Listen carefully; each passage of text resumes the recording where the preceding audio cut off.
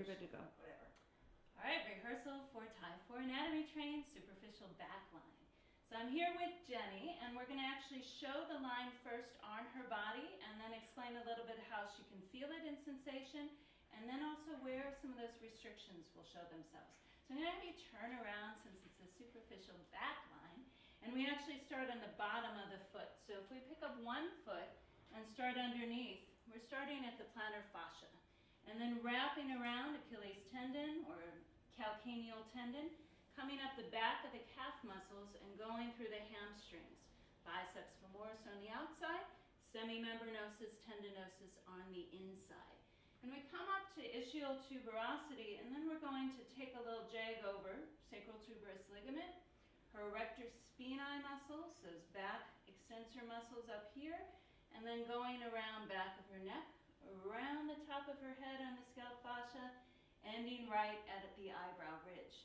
So you can see that this line actually goes around all of her primary and secondary curves. Primary curves are these curves over here. Secondary curve would be her neck. Again, primary curve around her back, lumbar, secondary curve, etc., going all the way around the foot. So, and we can have you step up, Jenny, thank you. So when we are working this line, if you think about it, when we are born, we are still primarily in flexion. This is a primary curve. And it's our interaction with the world that we start getting more of this development in the secondary curves. So this is a line kind of coming into maturity. So we're going to look at this too, also the way that most of us live in this country. We're going to be primarily in flexion as we're driving or sitting at a desk. So this is an important line to keep emphasizing. So we're going to show first version with Jenny coming down to the floor and doing a little bit of our extension that we had. First with somebody like Jenny's body who can come into this quite easily. She's going to use the arms. The arms are part of the line. You can come on with the arms in front and lengthen and lift up, just as if we were in a cobra or a swan or any of this. Legs could even lift up as well, or we can, support from the legs here. So you can see she's getting this whole lengthening through that superficial back line. She's doing it beautifully, very easy for her. And come on down. And if she had a little bit more restriction, we'd wrap the arms and come around behind her. So for a lot of people, that arm extension wouldn't be so easy to do. She might have to actually be grounded down by the legs and come up again just with the arms into a little bit of extension. And come on back down. So let's have Jenny come on up to standing now, because I mean a lot of our folks out there, it would be hard to even come down to the floor. So let's come on up to standing and take the arms out to the side and just leaning forwards. She can feel this superficial back line as she's coming into that quite effectively. Now, if I were to actually restrict this anywhere, she's going to feel this differently. She may all of a sudden start to come, she's like, uh-oh, this isn't feeling so good anymore. She may come into an exaggerated secondary curve in her lumbar spine. And this restriction is kind of common. You can see that it will have effects throughout the whole of her body. So we're going to release that. One of the advantages too, the Type 4 is we can have some of that resistance into it, but also feel where some of those restrictions are for our clients. Okay? Okay, turn, stop now. Continuation of the superficial backline correction. So here on Jenny, I'm going to show, if she comes and leans forwards, how she can experience the line herself into this. But then also, if we give her, come on back, any restrictions in this line, how it is going to over-exaggerate, and actually it would be the lumbar spine coming in and exaggerating that secondary curve. And she may round the shoulders as well. In this position, you can see if somebody had perhaps, again, coming in through some part of the line being tight and compromised. So it can do different things to pelvic position, as well as those primary and secondary curves. All right, come on back. Good, thanks. Okay. Let me ask you a question. Let's say somebody... You're on. Okay, we're doing the superficial front line for anatomy trains. So here we're going to show a little bit with the anatomy of the superficial front line. So it starts front of the body, and it already is a balance to that superficial back line that we just looked at in the sagittal plane. So we're going to start, we'll put it on actually underneath here, with all of the toe extensors, coming on up, including tibialis anterior, coming up the front of the leg to the quadriceps, coming on to the AIIS, the anterior inferior iliac spine.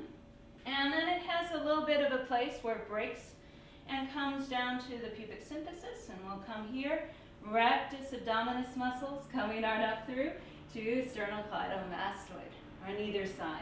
So this would be two different sides.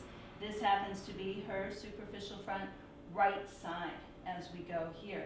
So you can see if she arches back, for example, she's going to be lengthening this entire line as a connected whole. But if she were to come back and take a twist or a rotation, this will break the action of the line, just so that we have that understanding as well. So let's come on into a few things.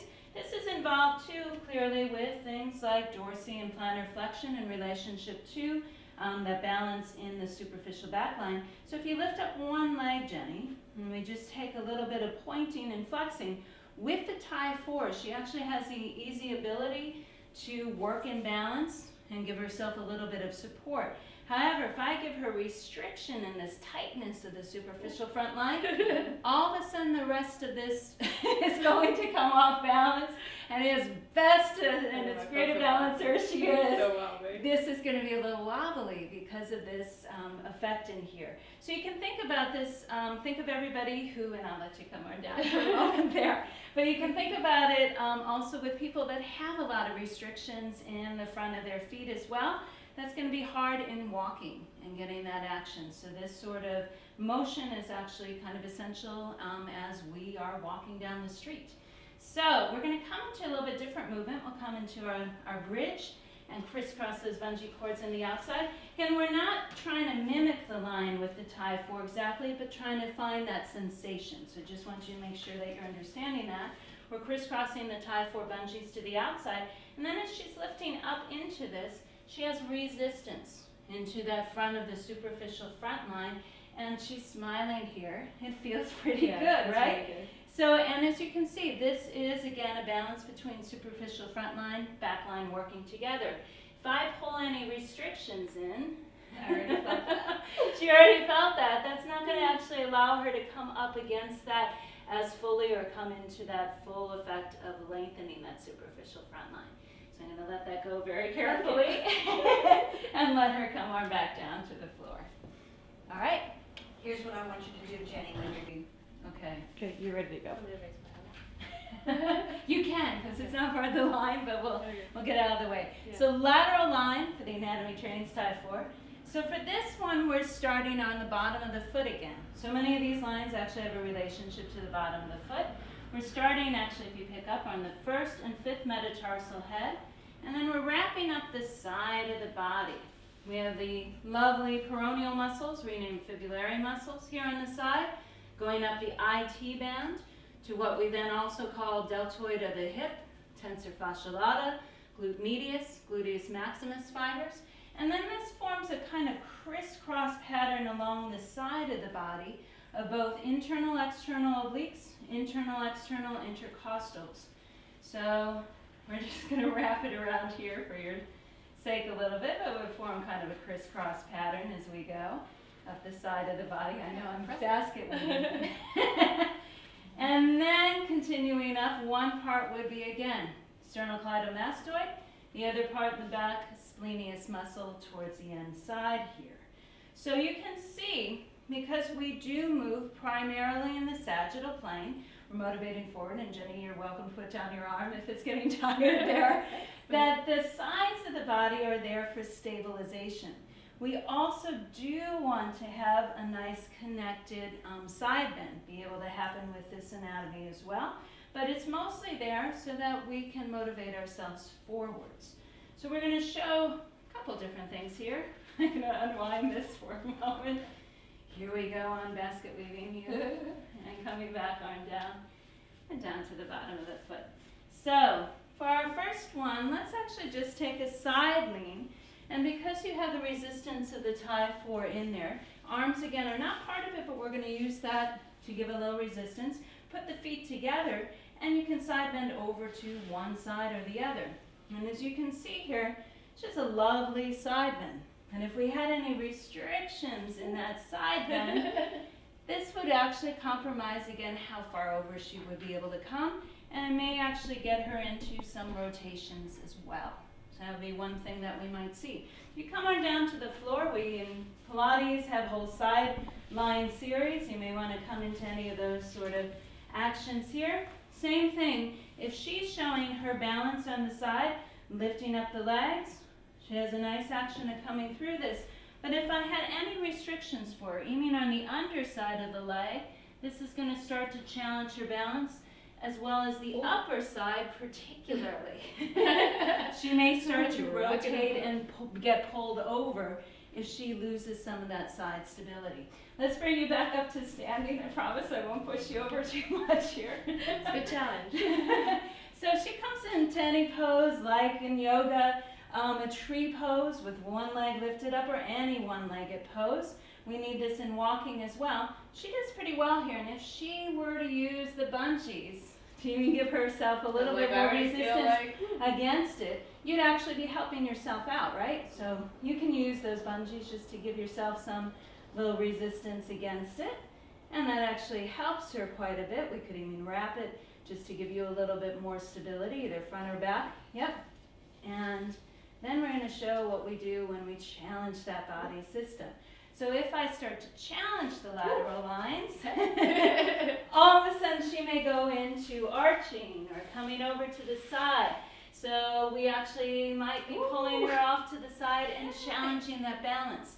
This is really important. You could go back just to picking one leg up, because we need this in walking, basic walking. So again, if we're practicing just basic standing, and again, come off one leg, just pick a leg there. And we may want to, again, just be challenging the body a little bit by pulling it over and seeing what happens to that lateral line.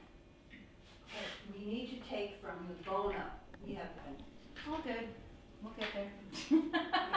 So spiral line's going to be next, and we're not rolling yet, right? Oh, yeah. Excellent. So All what- right. Sorry, this you're give it a name. So this is spiral line, anatomy training's Type 4, demoing. And we're going to I'm going to have you, Jenny, come to the back so we can kind of wrap you around. So we're going to start from the back at the upper top part here. This is a right spiral line coming through the back of the body, leading us to rhomboids, starting to wrap around. And if you continue to wrap around, we're getting to the obliques and keep going, motivating around. So you can see this top part of the spiral line ends up on the same side it started. It's now going to take a little path of traveling down and taking itself over to tibialis anterior. We're reborrowing some of our lines. Coming up the back of the leg, and you can face away from us for a moment here. We're going to start to follow that superficial back line and do a little bit of a cross over to the opposite side now and come up the back of the body. So this is the spiral line, right side. But if I took this away for a moment, and I'm going to take you stepping out of this for just a moment here. And if we just see the right and the left spiral line working together on the top part of the body, I'm going to show you a little bit about rotation.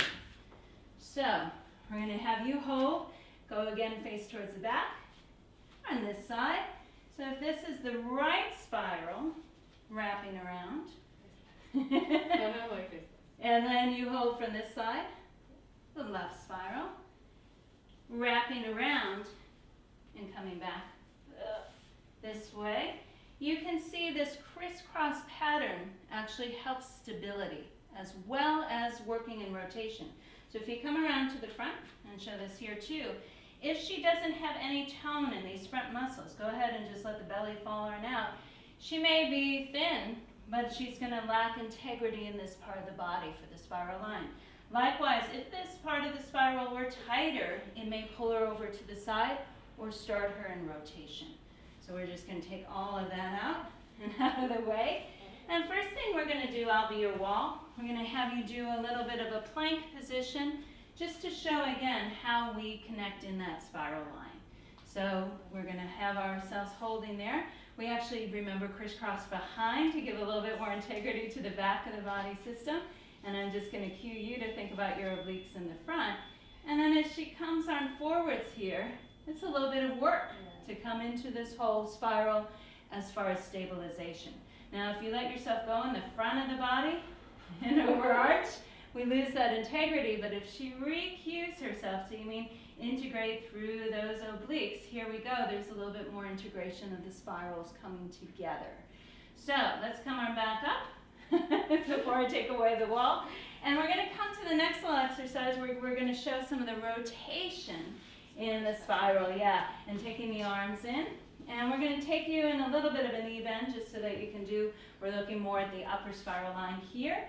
And go ahead and just send that arm through this way and that way. And you can see she has a nice evenness kind of in both of those lines. However, just pause and stop for a moment. Come on actually this way. If I were to restrict and make this spiral tighter, go ahead and take that action again and go the other way. One side has a lot of range of motion, the other side has the restriction against it. This is not uncommon. We oftentimes have, again, a favorite way we like to turn, as well as the other way might have a little more resistance. So we can use the tie 4 to actually work into that harder resistance side, but you can see from here what that will do to rotations as well. Okay. Excellent. Good. I think. Good to go. All right, deep front line. We're going to show this one a little bit. This is a line that you'll see in the overlay. A little bit clearer because it's a line of volume, and it has 3 different root maps inside the body. But it starts actually at the back of the leg with tibialis posterior, very deep towards the bone, and then taking a little jag and coming on up through the adductor muscles as a whole. Part of this is integration into the pelvic floor, and then into muscles too deep anterior like the psoas, leading on up to the diaphragm. So there's a lot in this line as well of dysfunction in breathing patterns, too tightly held, can show as a rib flare in this line as well.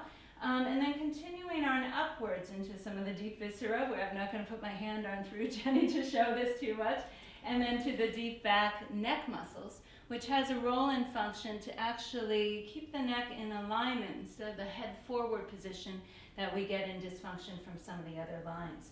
This is a difficult line to show some of the postural patterns because it actually will show up in some of the other lines. But we are going to challenge her a little bit to really feel our definition of core here by coming down to the parasetters. So we're introducing a new prop. And the lovely thing about this, besides having the channels for the spine, is it's going to also challenge her balance a little bit more than just being down on the floor. She's nodding in on. So let's have you come on down to the floor for our first version. And we're just going to take a little bit of opposite arm, opposite leg for this very first version. And just having her work this action, she's triangulating the arms out to the side. This is actually pulling in the lateral line a bit, which is a complementary line to this. So she's actually helping herself stabilize. So go ahead and take yourself opposite arm, opposite leg as you're here, and coordinating that. If she were having more problems with this, or moving one side off to the side, she might be falling over. Or if we took off one bungee completely, that some people have dysfunction, for example, just the psoas, this would make it a lot harder for her to work the balance, even though she's hiding it kind of well. You can see her wiggling a little bit. We're going to do another little aspect for her to really feel that. And you can come on up, and maybe this is going to be easier for you to take this through. But we're going to wrap you around here. This is quite tight in the bungee cords, so that she's feeling that deep core line for herself. We're firing into a little bit more of the adductors as well. Come on back down. We're going to take our other exercise too, of coming up with the legs. She doesn't even have to do much to be able to feel this. But the tie 4 here is aiding her, but she's also working against it a little bit as well. Once again, if she had a dysfunction of sidedness, this is going to be very hard to stabilize in this aspect or work evenly. So we'll come on down from there, and let's take ourselves into, I forget. What were you going to do with it now? That's what I was trying to remember. Didn't we have one more? I don't know, you did do Oh, something with the head. full figure eight, yeah, let's do that. Transition to the full figure. Yeah, and let's do, I'll support your head from there. Yeah, I think that's, the head is, to me, in any supine position, the head is a problem. Yeah, and we see this, like I said, this is actually the support. We could use head floater, we're going to use this as well. Let your head drop back into this. And if she's actually working, rib cage isn't flaring in this position, she's letting her head rest against this, she can work the action. She's working core quite strongly, but she's also supporting head and neck. What tends to happen, if you're weak a little bit, go ahead and show that head forward position. The head tries to help out, and this action happens instead. So we're going to bring her back, encourage some of the lengthening through this whole of the line. That feels good. As she's working. There we go. Take care. She come down carefully. There we go. I think that's important. I'm gonna work with that a little bit. Yeah, rolling. Okay, so for the 4 arm lines, and you know there are 4 of them, the anatomy goes quite quickly, and we're going to show the broad overview of them. So for the superficial lines, we're actually starting from pec major, wrapping down the arm into the palmar surface of the hand. For the superficial, for the front deep arm line, we're going towards this thumb. So to actually activate this, before we show the back lines, if you take arms and straps for both sides, because we can even connect all the way through, and just take the palmar surface up or the thumbs out and lean forwards. I can even assist her here. She's going to get the pull all the way through the arm lines itself.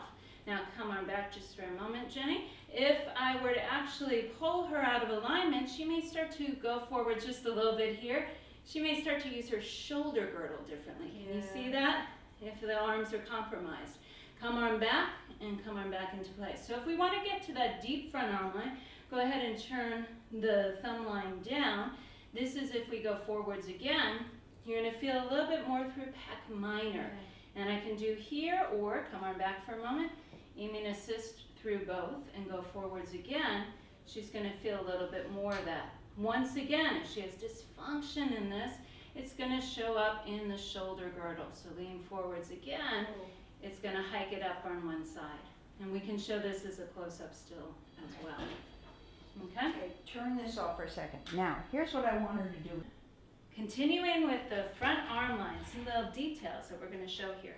So we're actually going to have you wrap in your hands so that you can feel more fully through the palmar surface of the hand. We're only using the arm strap, yep, and you can go ahead and double loop it as we were doing here, so that you can actually feel the whole of the arm line this way. Let's go ahead and do that on the other side as well, so that you can see that and also have that experience. Because then we have the connection through the whole of the arm line. The arm lines too oftentimes are tricky because we have so many different little bends and curves, but the arm line functions as a whole when it is extended out just like so. So once again, if we have you leaning forwards, go ahead Jenny, there we go. You can probably feel that even more through the palmar surface of the hands all the way through. And go ahead again and take the thumb side down. And again, leaning forwards, you can find that coming all the way through. Once again, dysfunction is going to show up. If we do a tightness on one side, go ahead and lean forwards. It's going to affect shoulder girdle big time. So this is where we tend to have those dysfunctions happening. We're going to show the back arm lines as well, very similar to the superficial front and deep front line in the front. The back lines too, we have the same sort of idea. The superficial back line and then the deep back arm line going towards the pinky side. It's almost like a bird's wing that you can think of in this effect. So what we're going to do so she can feel a little more sensation here is take the bungees and crisscross them in the back. This will give her a little support. You can go ahead and take the arms and straps. And this time we're going to do this a little differently. You're going to face towards me. Very dramatic. And you're actually going to face towards me and bring the hands towards me. And you're going to lean back. So here, as I'm kind of laterally rotating her arm, she can feel that superficial back arm line. And if she were to come back, we're going to turn the thumb side down. She's going to feel more starting through the rhomboids, going all the way around to the pinky side. Once again, if we do this carefully and I tighten it from one side, we're going to have dysfunction in the shoulder girdle if you see that off on one side. Now there's other ways to play with these straps and arms, so we're going to take you out of that and have you face back towards the front. If we want to as well, just for her to feel more sensation on one side, she could wrap this around several times and then put the hand in there and be able to, yeah, she can pull it all the way out and wrap so that that bungee is connected. You can see that we can pull out the other side, so she has the whole length of this. If it was hard for her to feel sensation against this arm, so she can start to work the opening in this. She happens to have a little hyperextension, you know, but for a lot of us who don't, and the arm's pulled down, this gives something to work against, a little bit extra resistance to pull against as she's extending that arm out to the side. Do you think because, this might work also for this, because of her hyperextension, maybe we take this off here and say, and you say, okay, she's... Start with saying the functional lines, because I'm not sure. Okay. All right, demoing the functional lines. So functional line anatomy is actually really simple. It's not always shown up posturally. These are lines of action. That's why they're called functional lines. They're connecting arm lines in essence, and they're taking the opposite appendicular limb to the opposite appendicular limb. Same on the back. So there's going to be both a front and back functional line as we come around. So this has action definitely in sports. So we can make somebody better pitcher, thrower, anything of that nature.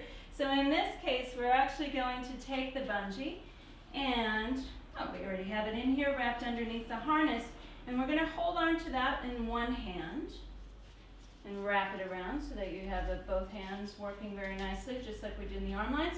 The other hand is going to hold on to, again, the leg bungee, because remember, we are wanting to activate the pull between these 2 points, opposite limb to opposite limb.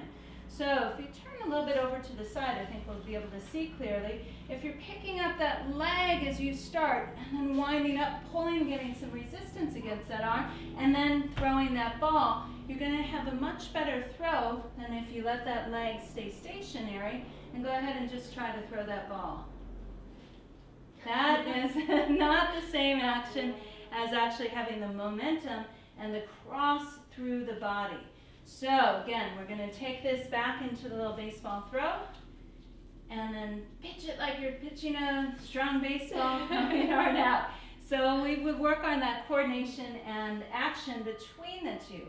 So this is again important in martial arts, baseball, tennis, serves, everything else where we also may be seeing asymmetry in the body side to side. So let's do something a little bit to challenge the body as well. We're going to bring you into, unwrap this. We're going to unwrap it from this extra little loop here.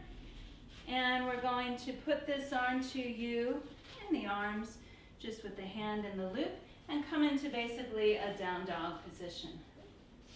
So we'll do this on both sides a little bit.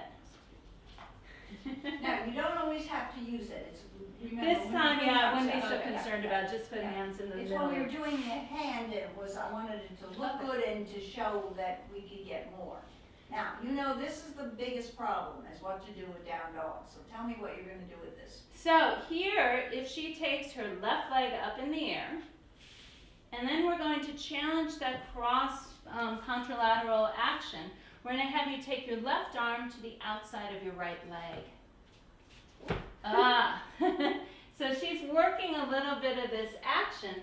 We can help assist her a little bit by giving her a little bit more resistance in the bungee, but it's a lot of lines working all at the same time.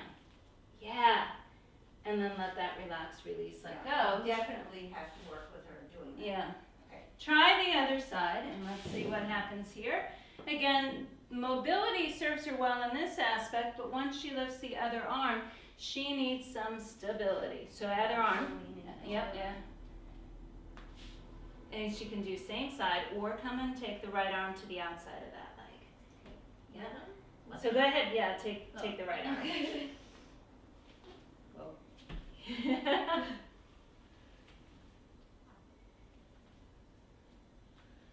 There we go. You should grab that bungee, not so much. I can work with that. I will work with you, Jenny, with this. Basically speaking, the better way to show this is for you to do a lot of the holding of that one bungee. Yeah. okay? Yeah. All right, you're ready. Okay. So we're going to show a little bit of how to work a more complicated action together. We're going to take a one-legged down dog with a hand off the floor as well to show a little bit of the action of the functional line. So we actually were wrapping the second bungee around the same side leg, and we're going to do this for extra stability so she can actually control what is a really difficult action a little bit easier with the support of the bungee.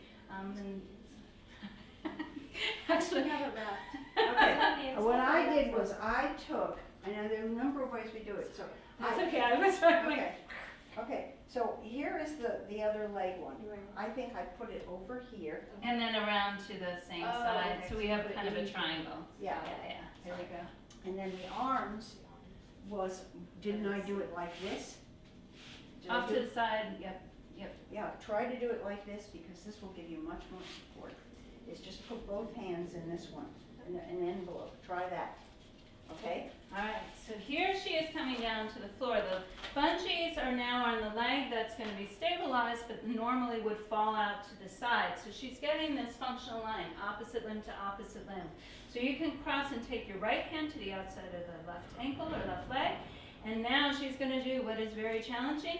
Take that other leg up off the ground. And it's still a little challenging there, but the bungees are actually helping her provide some resistance into that so that she's not falling out to the side.